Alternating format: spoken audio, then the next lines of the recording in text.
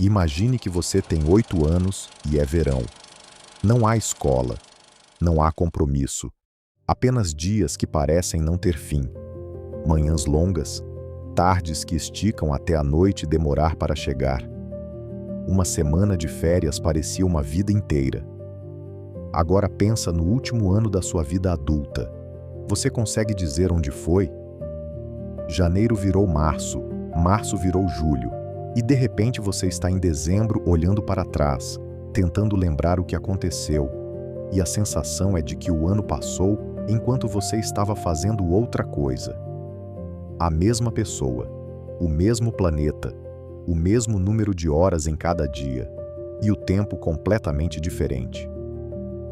A primeira explicação que vem é simples, é a idade. Quanto mais velho, mais rápido o tempo passa. Mas isso não é uma explicação, é uma observação. A pergunta real é: por quê? O cérebro não tem um relógio interno preciso, não mede o tempo em segundos ou minutos, mede em experiências, e mais especificamente, em experiências novas. Quando você era criança, tudo era novo. O primeiro dia de aula, a primeira bicicleta sem rodinhas, o primeiro amigo que te traiu, o primeiro verão longe de casa. Cada dia trazia algo que o cérebro nunca tinha processado antes. E para processar o novo, o cérebro precisa de atenção, precisa registrar, categorizar, guardar. Esse processo de registrar é o que cria a sensação de que o tempo está passando. Na infância, o cérebro estava constantemente registrando, por isso o tempo parecia denso, cheio, lento da forma certa. Na vida adulta, a rotina entrou, o mesmo trajeto para o trabalho, o mesmo café da manhã, as mesmas conversas sobre os mesmos assuntos. O cérebro reconhece tudo e para de registrar. Não porque você ficou desatento, mas porque o cérebro é eficiente, e eficiência significa ignorar o que já conhece. É o mesmo mecanismo que faz você dirigir um trajeto familiar e chegar sem lembrar de nenhum semáforo. O cérebro colocou no automático, e o que vai no automático não deixa memória. O resultado, semanas inteiras passam sem deixar rastro. Não porque foram ruins, mas porque foram iguais. Pensa na última vez que você viveu algo pela primeira vez.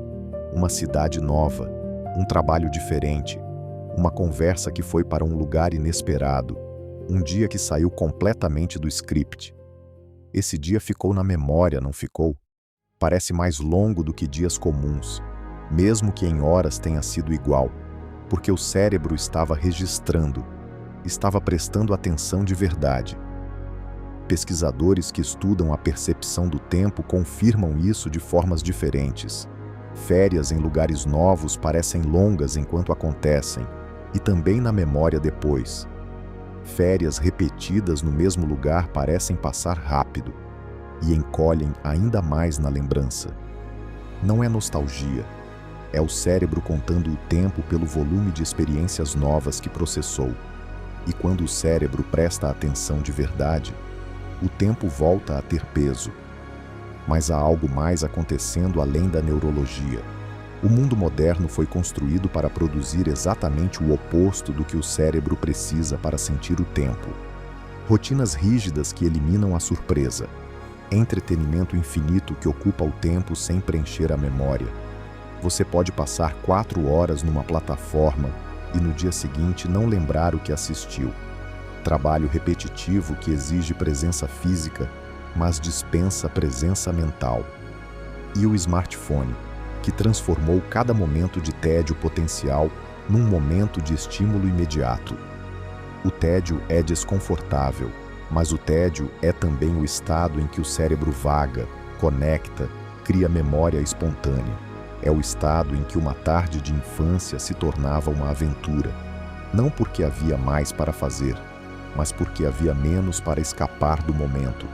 Ao eliminar o tédio, eliminamos também a textura do tempo. E tem algo ainda mais estrutural acontecendo. A economia moderna é construída sobre repetição, o mesmo produto que você compra toda semana, o mesmo serviço por assinatura, o mesmo aplicativo que você abre dezenas de vezes por dia. Repetição é previsível.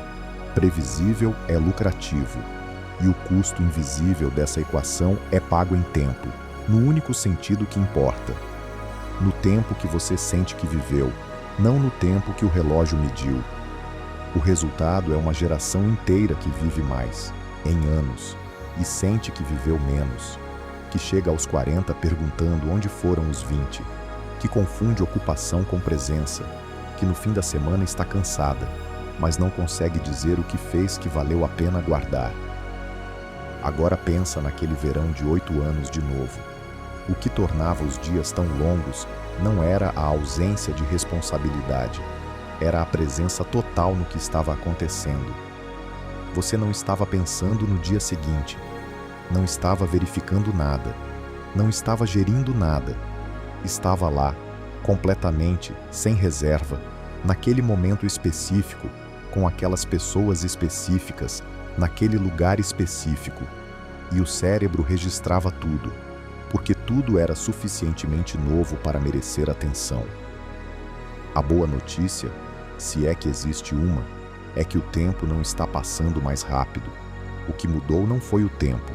O que mudou foi a densidade do que você está vivendo dentro dele. E densidade não depende de idade. Depende de novidade, de atenção, de presença real no que está acontecendo. Uma pessoa de 60 anos que continua aprendendo coisas novas, indo a lugares novos, tendo conversas que a surpreendem, sente o tempo de forma mais parecida com a criança de 8 anos do que com o adulto de 30 que faz a mesma coisa todos os dias. Não porque rejuvenesceu, mas porque o cérebro voltou a registrar. Mas isso não é uma solução fácil, porque o mundo em que vivemos não facilita a novidade, facilita a repetição. É mais barata, mais eficiente, mais segura. E há uma parte de você que também prefere o conhecido, que prefere o trajeto que já sabe, o restaurante que já conhece, o fim de semana previsível. O conforto e a densidade do tempo são, em grande parte, opostos. Você pode ter uma vida muito confortável e muito veloz, ou uma vida menos previsível e mais lenta, no único sentido em que lento é bom. Isso não significa abandonar a estabilidade.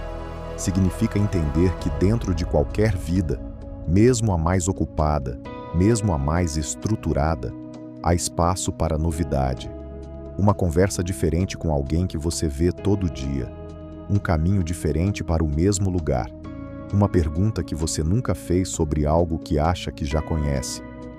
Pequenas rupturas no automático, que forçam o cérebro a acordar e registrar de novo. Voltamos ao verão de 8 anos. Aquela sensação de tempo infinito não era ilusão de criança. Era o cérebro funcionando em plena capacidade de registrar o mundo. A pergunta não é como voltar a ter 8 anos. É o que você está fazendo agora, hoje, nesta semana, que o cérebro vai considerar suficientemente novo para guardar. Porque o que não é guardado não foi vivido, foi apenas atravessado. Até a próxima. Se é que existe uma próxima, para quem ainda está aprendendo que talvez o tempo não esteja passando mais rápido, talvez você esteja vivendo mais devagar do que pensa.